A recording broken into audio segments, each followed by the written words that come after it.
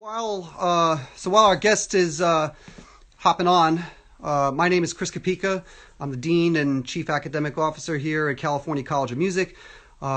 Just to sort of give you a teaser of what we're going to be doing over the coming weeks is we're basically going to launch a weekly live stream at this time every week. So I'm going to have a new guest on every week. We're going to talk about all kinds of topics related to music production, music business, artist development. We'll maybe talk philosophy of music. We'll maybe break down some current tracks in the pop sphere, maybe do an analysis of them. We'll maybe perform a little bit if my guests are so inclined. We'll talk to songwriters about their particular music, what went into it, their creative process, their sort of philosophies on creating original music. It's going to be a real hoot, as they say. So I encourage you all to chime in and participate weekly. It's going to be this time every week, so that's 4 p.m. Pacific on Wednesdays. And we encourage you guys to type questions in the chat. Feel free to pipe up. And if you have a question, just feel free to type it. We'll have questions answered sometimes as we go along, depending. But oftentimes at the end, we'll leave time for Q&A with myself and our guests. If this is your first time sort of interacting with us on social media, feel free to check out our website, ccmla.edu. Has information on our programs, our faculty, many of which you'll see on the live stream. You'll find more about how to apply, your financial aid options like scholarships and things like this. And so it's a great resource to kind of learn more about what we offer here at California College of Music. And we hope that you'll check us out. So as my guest today logs on and sorts out his back end issues here, I'll just kind of maybe tell you a little bit about him. He is a longtime songwriter and producer based out here in Pasadena currently. He got his bachelor's in audio production from Indiana University and got a master's in commercial music composition from Cal State LA. Since then, he's done all kinds of creative work, notably with two of his bands, one being called Homunculus and another one being called Everyday Animals, and he's toured the country with them, played hundreds upon hundreds of shows. Speak of the Devil and He May Appear should be worked out now. Anyway, playing countless shows, doing work for, not just bands, but also some scoring work and things like this since then. So he's going to talk with me today about, songwriting stuff, production stuff. So Kevin, let's just jump into it here. So I was telling everybody as you were logging on that you basically had done a lot of your creative work with two main projects, one called Homunculus and another one called Everyday Animals. And so you, as a kind of the front man of these groups, got to, tour the country and do all kinds of cool performance opportunities, very seasoned sort of live performer. Any of us who've gotten the privilege to tour have kind of experienced the full gamut of experiences on tour, some incredible and things we'll never forget, some we wish we could forget, and others where we're just kind of scratching our head thinking, what just happened? What am I doing here? What are we doing here? So maybe, as kind of a way to kind of set us up here, any sort of gigs come to mind where you had a particularly memorable experience, good, bad, otherwise? It's, there were so many good ones, and really only a tiny fraction of them were really notably bad. Probably the most, the best ones were, and we got to play the House of Blues in Chicago. That was an amazing experience. And then anytime we could play outside, like at outdoor festivals, you know, sort of like the 90s, 2000s hippie festival sort of thing, those were always really great just to be, you know, in front of a large audience, but also in like just out in a different environment other than just being like inside of a club. That was always really pleasant. Um, I guess some notably bad ones was I got jumped on stage once, or I got so somebody jumped up on stage and tried to beat me up. Whew. And I got pushed up against a wall, and the guy was he was either drunk or on something. It was terrible. But the only thing that I remember from that was, first of all, we were playing a slow song. I think we were doing a cover of "Ain't No Sunshine" by Bill Withers, which is just not the. I mean, if we were playing like an upbeat, crazy song, Street that would have Fighting Man or something like this, you know? right. He would have been like, fired up, and that would have made sense. But we're just doing a ballad. I'm singing. He had me pinned against the wall, and he's like beating on me. But I was trying to hold my guitar away from it so that at least, like, if I was going to get beaten up, that the guitar wouldn't get damaged. So it took a couple of moments for the bouncers to come get this guy, but they finally ripped him off of me. And the best part of the story is that the rest of the band kept on playing the entire time as though like nothing was happening. You know, so they didn't know what to do. It's like, do we stop the song and do we go help him, or do we just let him get beaten up and do let the bouncers do their job? So anyway, they pulled this guy off of me, and then I kind of brushed myself off, and you know the song just kept on going as though nothing even happened. Show must go on, as they say. I mean, what would probably make the story even better was if like the guy bought a bunch of merch at the end of the show or something like this, right? As a sort of recompense for the experience. So as somebody who's kind of written a ton of material with these projects and on your own solo work, uh, clearly you've developed instincts and sort of opinions on sort of what goes into a great song. As somebody who's done this for so long, in your kind of definition, if you had to sort of boil down the bullet points for what makes a great song, what would it be in your opinion? As far as what makes a great song, that I mean that's really hard to define because it's such a subjective, you know, sort of thing. I guess I would modify the question maybe a little bit by saying like what makes a great experience, like perceiving a song. And for me, it's all about connection. It's about like taking, you know, some sort of experience that you've had or some emotion that you are feeling, expressing it in a song and seeing what sticks and what comes back. I mean, sometimes you'll write something and, you know, people don't really connect with it very much. Other times you'll write something that, you know, really like deeply resonates with people, and that's really, I think, that the mark of, I guess I would say, like a good experience of writing a song, performing it, or recording it and putting it out there. It's just establishing that connection between the songwriter and the audience. You know, using the music as that, you know, sort of XLR cable that gets, you know, connected between whatever the audience is feeling versus what I'm feeling. So I think a good song should do that. And then it's just a question of like how many people, you know, how universal is the song? Like how much does it appeal to a very specific group of people, or is it like a very universal, you know, blanket statement sort of song, you know? Which is comforting to hear, because a lot of us in music school have had people who are of the opinion that the audience doesn't matter, right for you, sort of thing. It's about music existing on its own terms. This sort of platonic view of music that it kind of exists in the heavens, and we're trying to pluck perfection out of heaven or something like this. And so. At least in terms of popular music, it seems like, the listener is basically a prerequisite to a great song. And so that's nice to hear that, because I mean, I share that opinion also. I mean, if I you're would say like screaming into the void, like, what are you doing?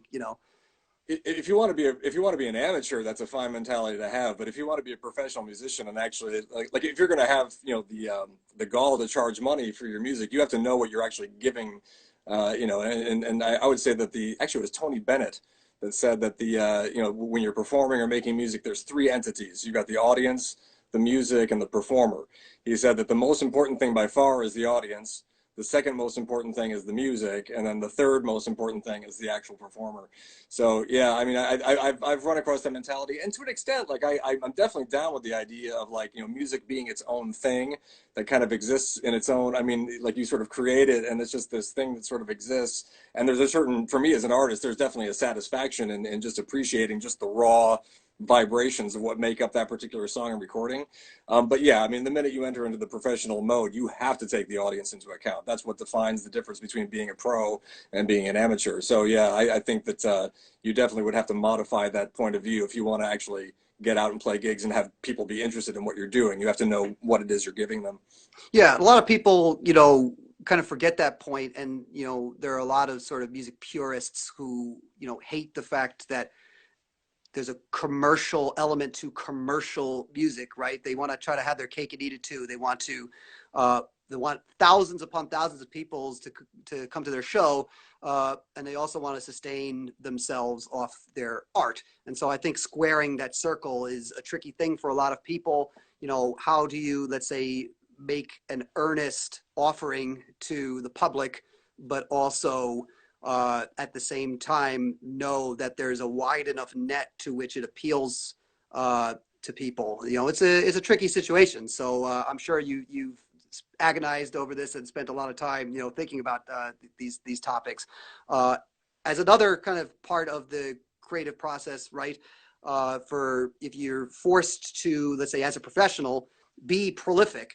There's this sort of stereotype of the sort of lightning bolt of inspiration that strikes, and people, these sort of like tormented types who only can create when there's some sort of divine intervention or something like this, and they feel inspired to act. But the reality is, as a professional, like you're saying, yeah, as a professional, you're forced to oftentimes create things, either for someone else, or the fact that there's just demand for what you offer as a creative entity. And so, of course, there are going to be days where you want to write. There are going to be days where you don't. There are going to be days where the ideas flow. There are going to be days where you can't buy a song.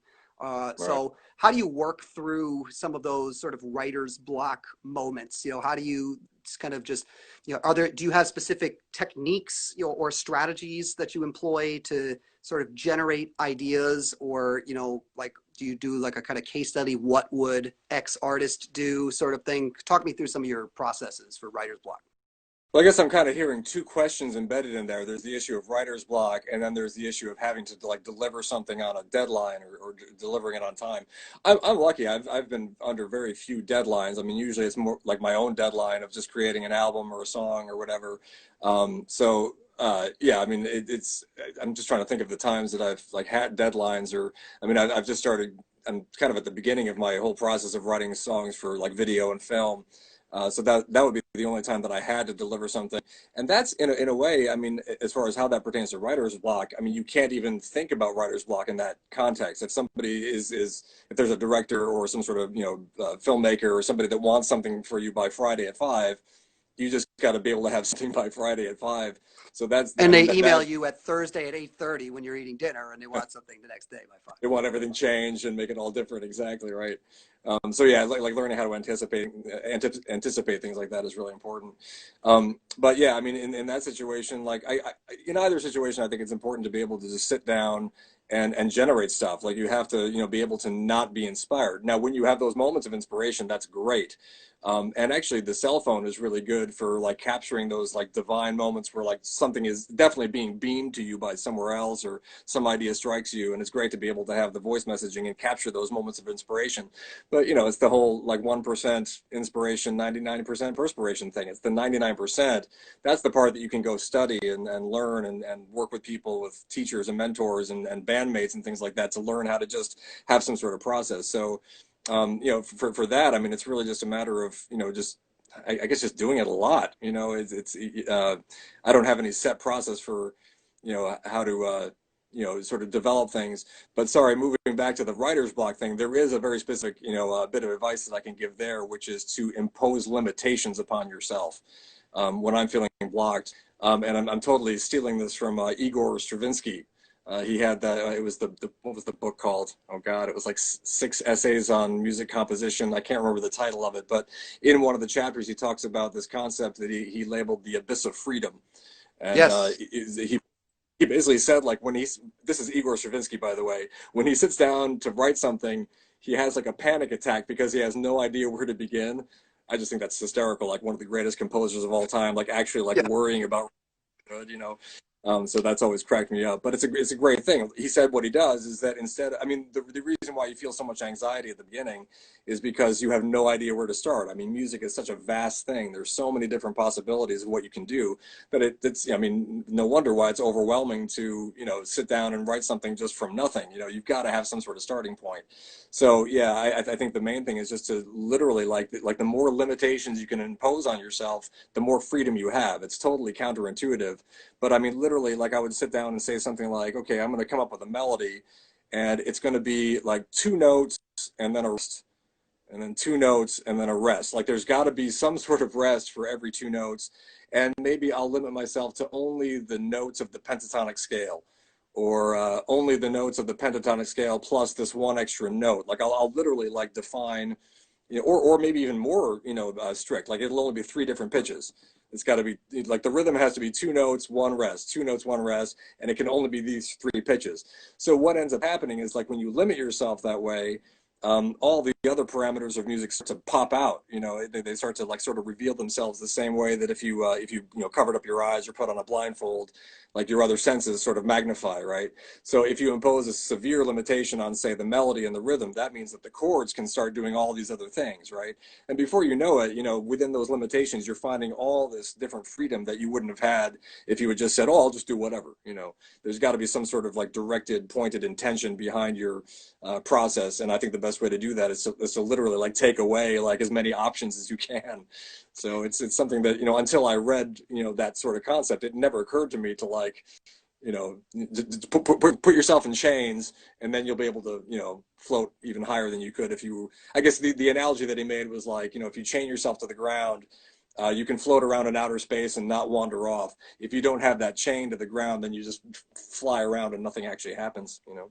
My other favorite Igor Stravinsky quote is, "My music is best understood by children and animals," which I think is a great visual. But to your point, I mean, I think this is the crux of creation. You know, I think the fact that music is this sort of interplay between expectation and surprise, in which case expectation is about pattern building, and patterns, the inherent nature of patterns is that they're limited amount of information that repeats.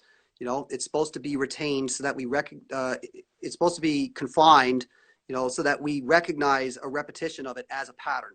So this sort of forcing yourself into creating patterns or imposing certain limitations like this, and then seeing all the permutations possible of this, you know, that's the name of the game. In which case, you know, literal repetitions, that's one way to do it. But then, you know, you could still do two notes, like you said.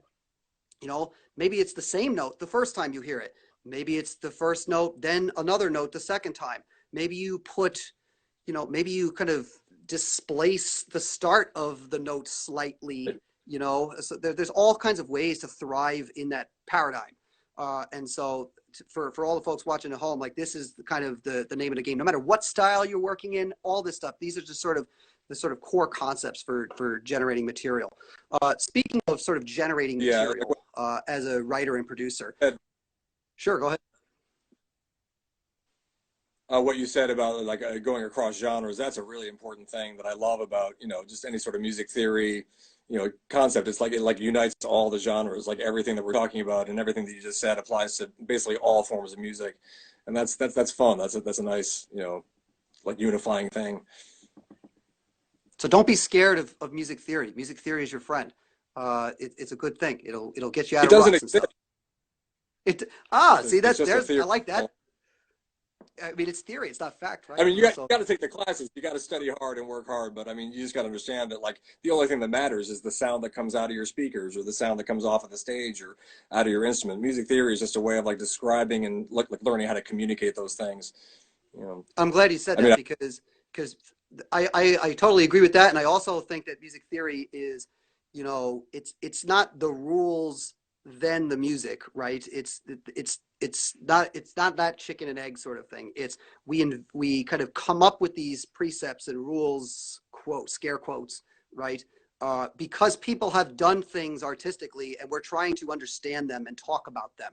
So what music theory really is it's not a bunch of you must do this because this is how this works. It's look, here are some things that people have done. Here are the terms we're using to describe these phenomena. And now you go do your stuff. You know, recognize that these are the conventions. These are what's expected. This combination of things will produce this result. Is that the result you want? And so then it's upon you to kind of run with it. Similarly, you know, in terms of the creative process, most of us now, because of just the facility of it, you know, work in digital audio workstations, you know, DAWs for short, you know, Logic, Ableton, you know, Cubase, these sorts of programs, Pro Tools. And it's made music so much easier to get out there. I think that's unanimously accepted. Because you even have stuff like GarageBand that's pre-installed on all Macs, right? So it's so easy to kind of get started in production, and it's so easy to sort of, you know, build a home studio and things like this and turn out music because it's just all on your computer. You don't have to get studio time. You don't need a ton of fancy gear. A lot of it is just software stuff, which is great. You know, democratization of creativity, which is ideally what we all want. With that, though, the program has certain, you know, ways it works. It's built a certain way to accomplish certain things and facilitate certain types of musical behaviors. Copy pasting, for example, is one thing that DAWs do very well. In your experience, as somebody who presumably has written with and without DAWs, you know, you've written in the sort of circle of your bandmates and stuff like this in, you know, wherever you guys were staying or in the van or whatever, but you've also kind of seriously gone into DAWs and produced music that way. What are the advantages and disadvantages of, you know, working inside versus outside a DAW? You know, are there any sort of things that frustrate you about working in DAWs? You know, any sort of, okay, you smile because I have a feeling we're on the same page here. You know, what are your kind of thoughts on using the technologies at hand to create music? Well, seeing how long it took me to just like get onto the phone into this meeting, like that should answer the question about what frustrates me. The music part, the audio part, the plugins part, that's all fine. But it's just the stupid thing of like, how do I connect to this phone? How do I, you know, why is this plugin out of date or the operating systems, that whole thing, that obviously clearly baffles me. I mean, and it's like once I learn it and then it updates again, I got to relearn it every single time. You know, for my middle-aged brain, that's a lot to handle. Um, so I would say that that's like the most negative thing for me. But as far as how it pertains to creativity, I mean, I guess the best thing about a DAW is that it can do anything, right? But then the worst thing about a DAW is that it can do anything. You know, like Right. you have like every possibility at your disposal. Which I mean, the things that I can do now, as far as like, you know, if I want to play, you know, the piano that did Let It Be. I can play that, you know, that piano now. You got the Let It Be plugin. If I want to sound like I'm singing in Carnegie Hall or Avery Fisher Hall, I can hit the Avery Fisher button on the reverb plugin. If you had told me that you could do this like 30 years ago when I first started making music, I would have thought you were crazy, right? So it's absolutely miraculous what you can do as far as like, I mean, basically you can do anything in terms of, you know, just expressing yourself and getting the sounds that you want and being able to program things in if you can't play it, things like that. So all of that is miraculous, but again, it's the same. I mean, the negative part is that same sort of thing, where it's like there's so many possibilities that, you know, talking about the abyss of freedom Stravinsky thing, it's just like you can totally get lost.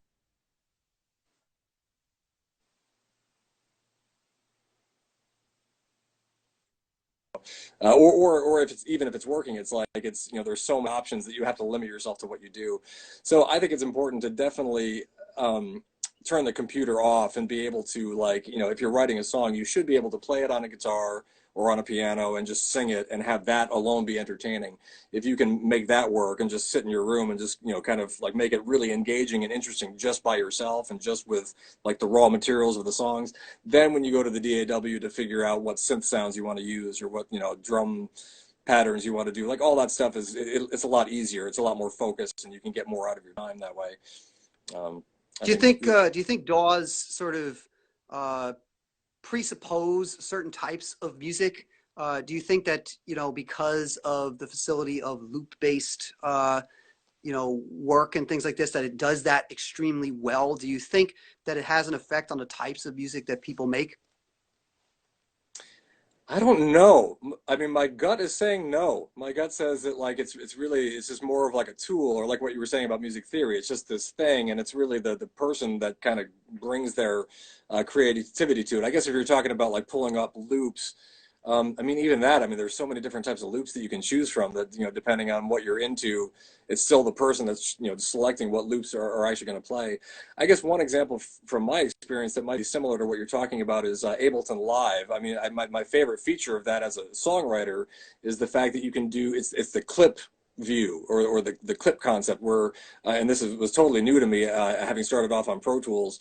When I jumped to Ableton about 10 years ago, it was just a miraculous thing to be able to have, let's say, like 10 drum parts on one track, and then 10 bass lines, and then on the next track, and then 10 guitar parts, and then 10 keyboard parts. Let's just stop at those four. Then what I could do is say, okay, well, what does drum idea 1 sound like with bass line 5 and guitar part 4 and keyboard part 8? And then I could say, well, what does this sound? I could just mix and match and change everything around like on the spot. Everything's in sync. I mean, that's probably like an example of how the computer was like actually creating ideas that I probably wouldn't have thought of myself. So I don't know if that kind of gets to the heart of what you're talking about. Absolutely, yeah. Because I always find it fascinating kind of how people arrive at certain conclusions musically. Everybody's kind of got their workflow, everybody's kind of got their, shortcuts and things like this, the things that they can kind of, default to. But sometimes I'm always amazed at like kind of how something brilliant happens. And sometimes it's the happy accident, sometimes it's just, this sort of blood, sweat, and tears thing where they just had an idea and they figured out how to make that happen with the tools available to them. Sometimes it's a combination thereof. And so, Ableton, I also use Ableton. Yeah, and I think the clip view is really spectacular, especially if you are doing a lot of live performance with it, where you can trigger samples and things like this without kind of, derailing the rest of the track. It's really a powerful feature on Ableton. Yeah. So it is pretty amazing kind of how people get to where they get to musically. Uh, Definitely sometimes like if you pull up a loop or a sound, or just a synth patch or whatever, like that might inspire me to like write something. Like it's not always that I sit down with a guitar and write. Sometimes like some weird sound will occur and that inspires something. But eventually I always have to turn the computer off, take whatever I did in that first writing session, and then just make it work for just one instrument. Just make it. I mean, if it's a song that's just, I'm going to perform live, then it's got to be something that you can do, in a very simple sort of setting, and then you can go back to the computer and go back to your production, sounds, and do that separate process. But yeah, sometimes I get inspired by a particular sound or a particular loop, and again, it's true. I mean, that those are things that might not have happened in the same sort of way had that loop or that technology not existed. which segues kind of into a similar question that I was getting at here. Some people have their sort of tried and true processes. You hear interviews with songwriters and stuff where they say, I always write the lyrics first. This sort of thinking. Do you have a sort of order of operations, or like you're getting at here, what you're hinting at is that sometimes, you'll hear something and it will sort of throw you into a cycle. Is there a sort of, does it kind of depend on the project? Does it depend on if it's for you or for somebody else? Do you have any sort of rhyme or reason to how you tend to start material? On the issue of melody versus lyrics, which one comes first? For me, it's always melody. I mean, like maybe I'll come up with a song title or maybe like one line that I really like, but again, it's very quickly that the melody emerges from that particular line. But yeah, usually, I mean, the only set process that I kind of have is, once I get the melody that I like, I'll sing the melody and just let it rip. I mean, there's no lyrics, but we talked about this in our lyric class just a couple of just on Tuesday. It's a great thing. Like when you get the melody, you can hear certain vowel sounds with certain notes, depending on how long they hold out, or if it's at the top of the melody or the bottom of the melody. So it's like once I hear the vowel sounds, and I know what the vowel sounds are, then it's a matter of choosing consonants to figure out like what the words are actually going to be. So that process is fun because then it's like when lyrics emerge out of that, it's almost like the melody is telling you what it wants the song to be about.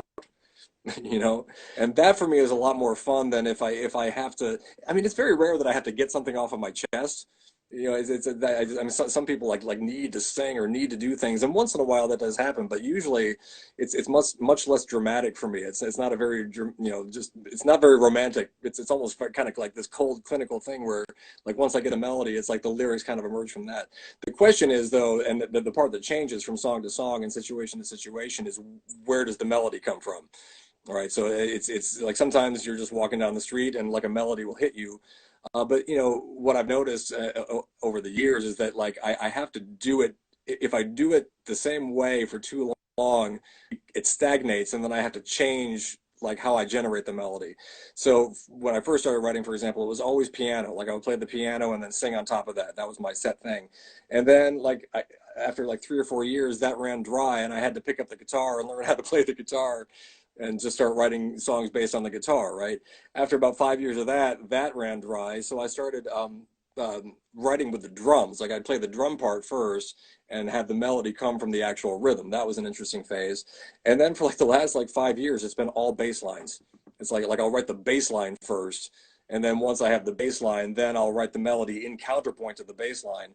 And that's also fun because, you know, you start doing things that you wouldn't normally do if you were strumming the chords or playing the chords on the piano, right? Like the whole counterpoint thing opens up the possibility of like, well, you got a bass line doing this, you got a melody, you know, on top doing this. And then before I even play chords, it'll be like, you know, taking what would be like maybe like the viola part of a string quartet and like doing like a third line that hints at a harmony. Anyway, it's like you've got to change the way that the melody is generated over time, in my experience, or else it's like everything starts to kind of sound the same. But yeah, as far as I mean, the only set process that I have would be the melody first and then lyrics second. I just love doing that way because you learn something from the song. It's like the song teaches you something that you wouldn't have, you know, thought of if you were doing the lyrics first. I think that's a really interesting point. Uh, that melody and sort of melodic contour sort of implies certain open closed vowels and things like this. Higher notes tend to sound a certain way when they're on certain vowels. Just by nature of the kind of human voice. Too. So that the actual apparatus for which you're writing, a singer, can influence kind of how words, which words come out. I mean, I think to your idea, the song that always comes to mind for me of people who just kind of are very sort of phone aesthetically conscious. They really are thinking about the quality of the sound and of the words and like the beauty of words. Uh, is Susudio by Phil Collins, right? Uh, Yeah. like he's done interviews and things like this where he says, you know what? I mean, I just sang that. I tried to put different words to it the whole time. Nothing could beat it. Therefore, Susudio, #1 hit.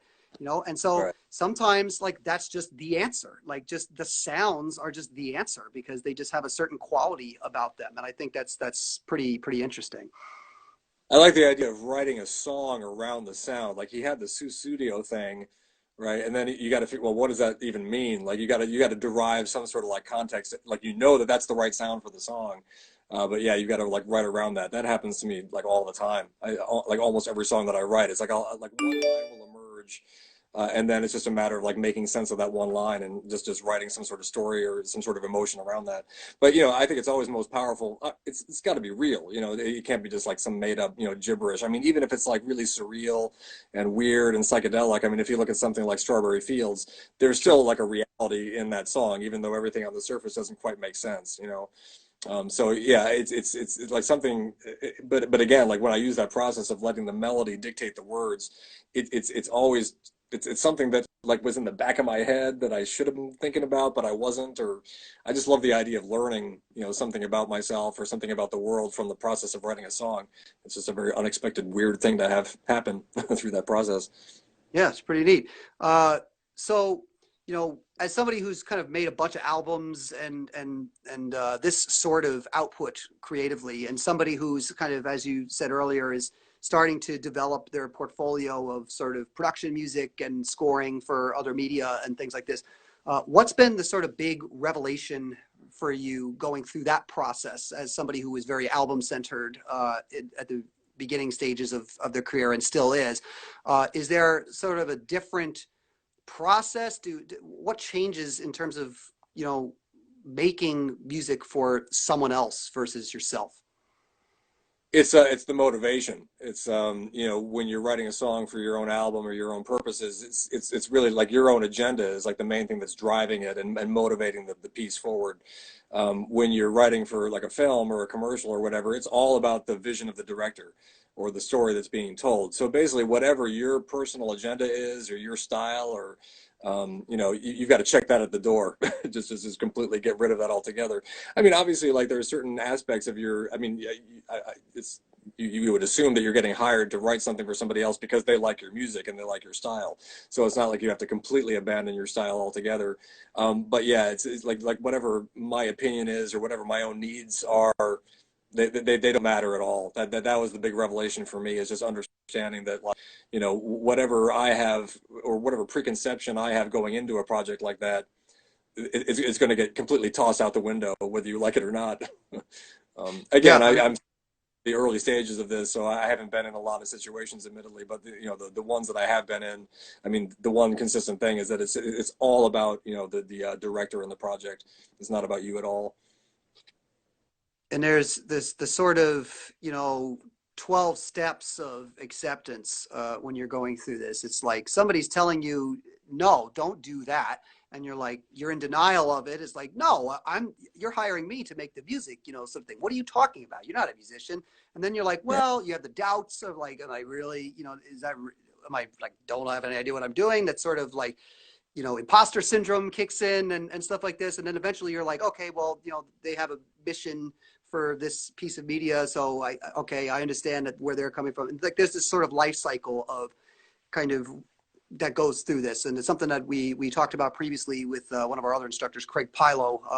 If you want to check that out, everyone, that's on our Instagram TV portion on our page. You can see my discussion with Craig there. But let's see here. Go ahead. I'm so sorry about this. Could you stall for one moment? I've got to get my battery charger. My phone is about to die. You got it. This. You got it. Don't worry, students. I'm a good teacher in the classroom, but when the phone is off, just don't contact me on the phone. I'm useless. I'll So be right back. so so while Kevin's doing that, I want to kind of say that of course if you guys have questions for either Kevin or me, feel free to type some into the chat here. We're happy to take questions, to facilitate discussion. And again, just to further emphasize, if you are interested in working with somebody like Kevin or me in a program, we have several options for you if you're a songwriter or a producer. If you're interested in a sort of college level program, very comprehensive program, we have what's called the 12-month certificate in songwriting and music production program. Very rigorous. You gain all the musicianship tools, all the songwriting and production chops. And by the end of it, you come out with an EP that you wrote, produced, recorded, mixed, mastered yourself. So you do everything yourself. You don't have to outsource to anybody. So that's an option for you. If let's say you're maybe looking to just kind of get started, you're not quite at the ready to kind of take you're not quite at the stage to take the leap and jump into a college level program. We have some 7-week evening programs that we've just started running. The next batch of these will start running at the beginning of January. I believe January 4th is when they're going to start rolling around again. They're under $500 for 7 weeks of instruction. It's a great deal. We have a program specifically for beginner songwriters and producers. If you've never done it before, this is a great program for you to just kind of learn the ropes for all this stuff. If you're a little bit further along in your career, maybe, not ready to kind of plunge into a full college program, but you still have some songs that you've been working on, you want some feedback, you want to get a little bit sharper, we have something called the Emerging Artists Program, another one of these 7-week offerings. And again, more information on those is on our website, ccmla.edu. You go into the programs tab, and you could see short-term programs there. You could see the certificate in songwriting and music production program there as well. Lists the courses that you would take. You can look at the faculty. You can learn more about Kevin, me, our other faculty on the website also. So that resource is there for you guys as well. So let's see here. Kevin, I believe you're buffering here. I'm waiting until you sort of load back up. There we go. We're back. So again, guys, feel free to type questions in the chat. We'll get to them as they come in. So on the subject of sort of making production music, uh, a lot of people are think that this is sort of the ivory tower, right? That only certain types of people could do this. There's no way I could be a TV composer or something like this. That they have this sort of idea that it's for other people. When in fact, basically anybody can do this if you have, the chops to do it. So for a lot of you, you're making music at home, especially right now during a pandemic. Uh, and you want to make sure that you're getting to the stage where you can produce and create music at a professional level. So Kevin, if you had to give advice to, let's say, uh, people who are looking to get into production music or looking to get into just like making their own album in general, do you have any recommendations for how to set up their sort of home creative space, any sort of gear that they absolutely need? Are there things that they can forego? Do you have recommendations? What would you suggest for somebody who's like trying to outfit their home studio and get started making stuff? Sorry, first of all, can you still see me and hear me? I can. I can hear you.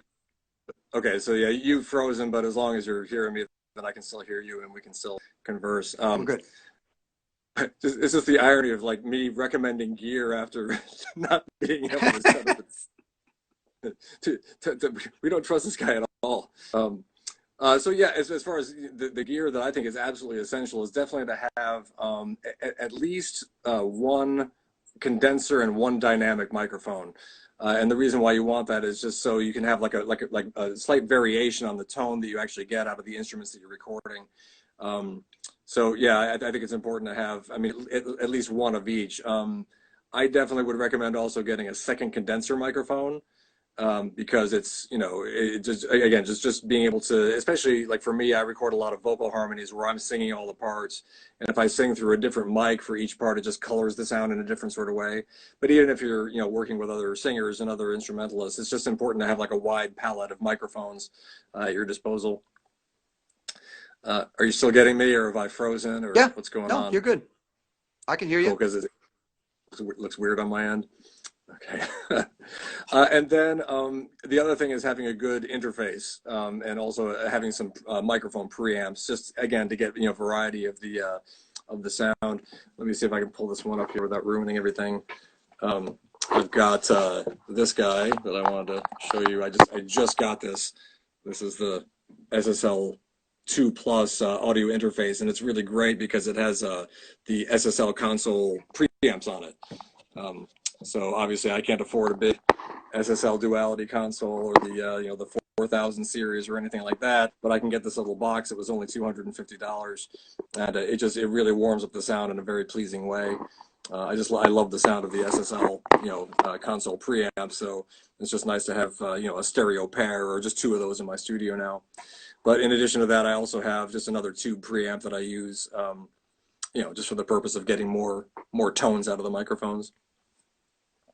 So in terms of, DAWs, are you kind of DAW agnostic, or, do you think that, there are certain DAWs that are better for certain types of creators over others? What's your opinion on that?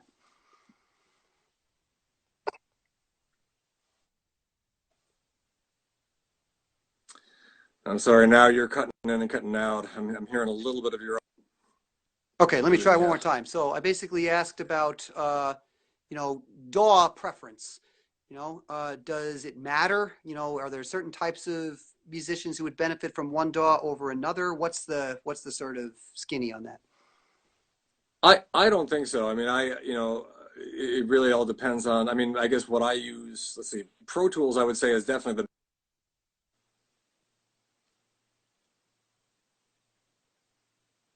just different things like that, moving things around. That's definitely my favorite for editing audio. Logic is what I've always used for virtual instruments and synthesizers, most of the film. But then Ableton for me was like the most comprehensive one as far as like, being able to, write songs and record, live music and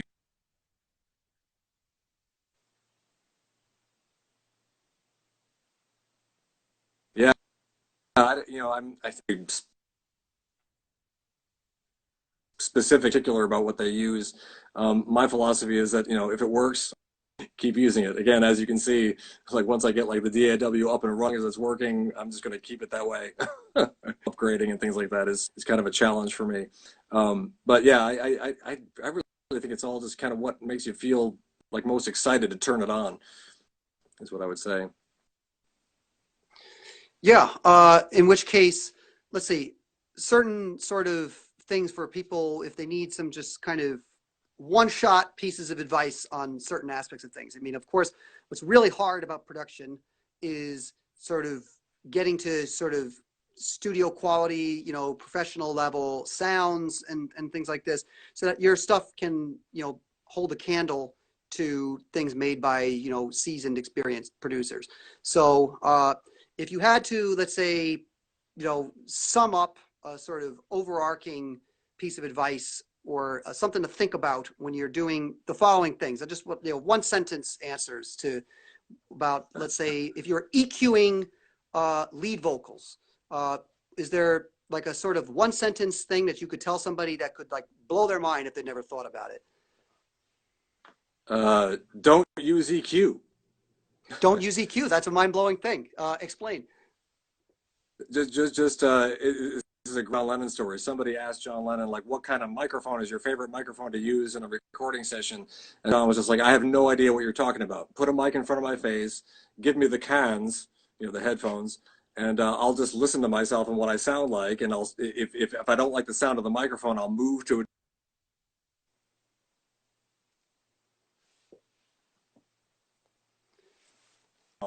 like to just EQ yourself.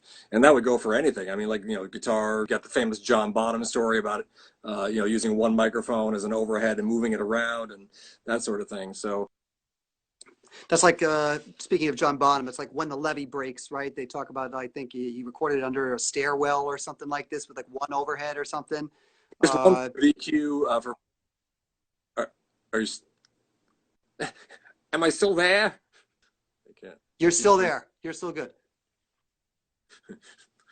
Can I get a copy of Google?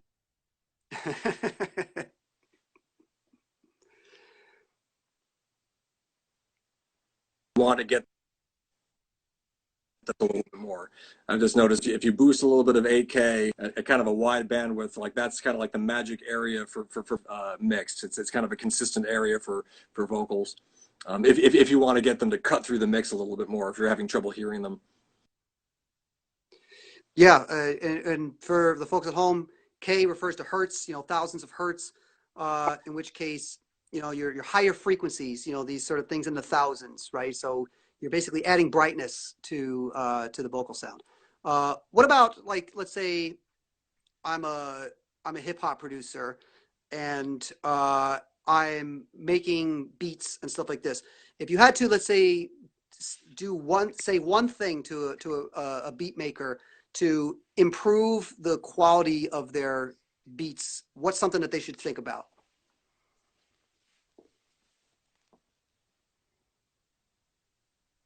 It's so hard to answer this because like I have like my own personal agenda of what I want to hear coming out of hip hop realm. Um, I guess specifically for me, like I just want to hear more interesting chord patterns coming out of the beats.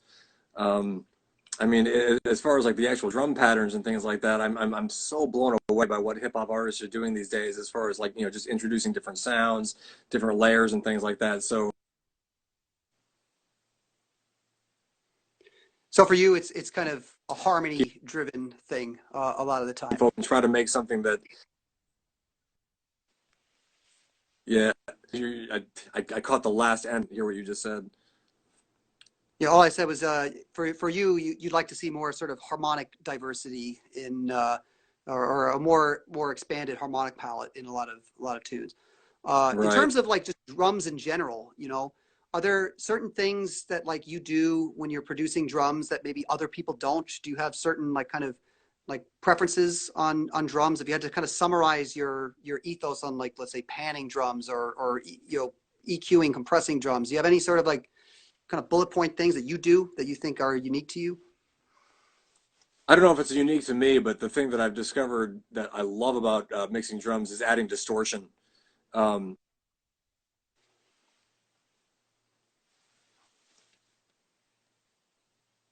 adds a little. I mean, obviously you have like the full-on Beastie Boys sort of sound where like everything is just. But it's a great way of just adding a certain type of like crunchy mid-range to the sound that you can't get from EQ, and you can